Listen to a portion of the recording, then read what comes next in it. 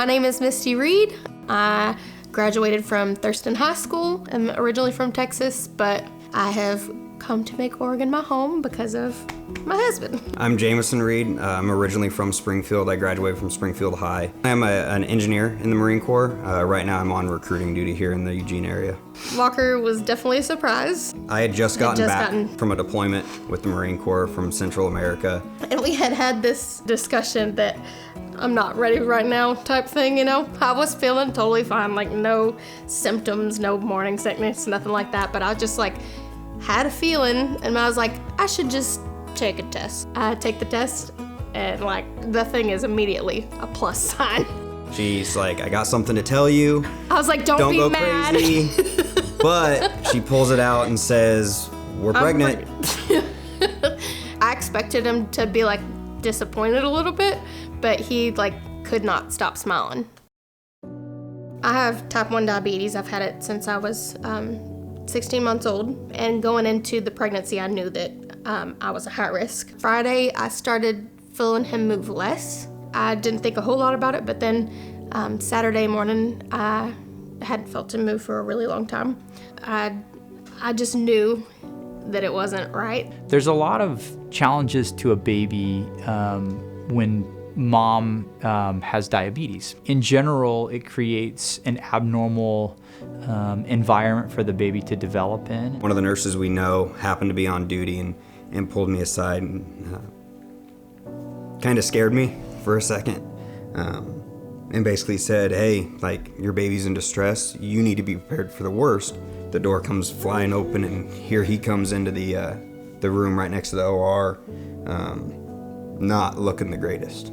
They immediately started with the bag, pumping oxygen and pumping air into his lungs, had his head tilted back, had a super low heart rate that they worked for quite a while, a couple minutes to actually get up. They kind of took her into recovery. They took him into the NICU and started analyzing. Even once he started to breathe, he wasn't moving a whole lot. He was encephalopathic, or his brain wasn't functioning completely normally at that point in time. They go through something called energy failure, where they can't continue the normal processes in their brain, and they can actually begin to have secondary injury during that time. We have a therapy that we call therapeutic hypothermia. We can actually cool the child, and we do it for 72 hours, and we actually put them on a blanket that can regulate their temperature. And so cooling really acts to try and decrease that energy demand on the brain. Oh, beautiful. Look, you see Auntie? Yeah. Yeah. Hi, darling. Hi. It's okay. I hear it. I know. I hear you, baby. I hear you, sweet boy.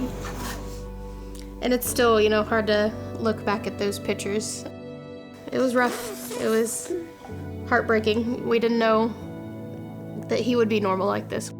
I think the hardest part for me, coming from a position of normally I'm somewhat in control of a situation, at least know what's going on with the situation, to having absolutely no control. I really had to trust the doctors and trust the different therapies and the different tests that they were running on him that they knew best.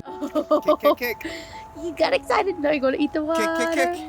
Yeah. Children's Miracle Network has made it possible for us to not have to make decisions about availability for tools that we need to support children in the healing process.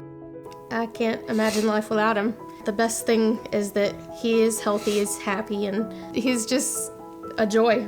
A few weekends ago, he got a little crazy with his hands and spilt my coffee.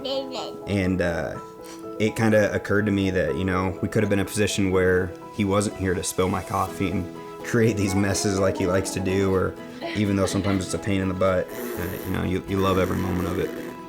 I was really surprised. I didn't understand how big and influential Children's Miracle Network is.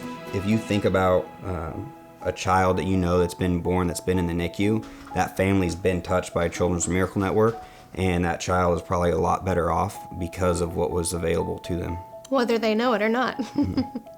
And really that's how far-reaching the network is, and how important it is that it's able to continue doing the things it does for not only families, but these hospitals that are able to provide the level of care that Walker and so many other babies need. It's super important to continue to donate to Children's Miracle Network and to keep it going, because there are going to continue to be babies like Walker to normal families like us.